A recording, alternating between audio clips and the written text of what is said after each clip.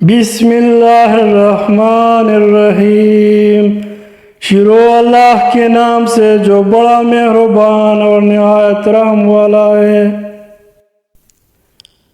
نبی اکرم صلی اللہ علیہ وسلم نے فرمایا، جس نے کسی مسلمان کی کوئی دنیاوی تکلیف دور کی، اللہ تعالیٰ اس کی قیامت کی تکلیفوں میں سے کوئی تکلیف دور فرما دے گا۔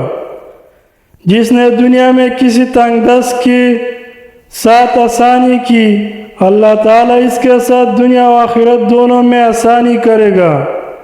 اور جس نے دنیا میں کسی مسلمان کی غیب کی پردہ پوشی کی، اللہ تعالیٰ دنیا و آخرت میں اس کے غیب کی پردہ پوشی کرے گا۔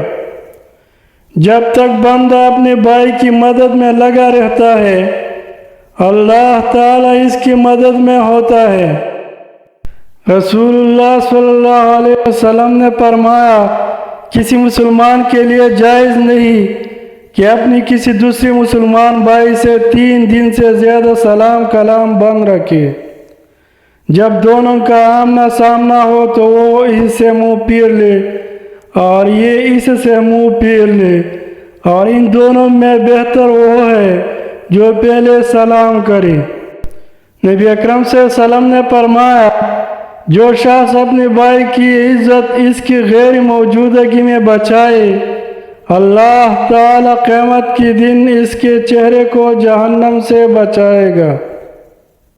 مزید حدیث سننے اور دیکھنے کے لیے ویڈیو کو لائک کریں اور چینل کو ثواب کی نیت سے سبسکرائب کریں اور بیل کے آئیکن کو دبائیں تاکہ ہر نئی آنے والی حدیث کا نوٹیفیکیشن سب سے پہلے آپ تک پہنچ سکے۔ شکریہ۔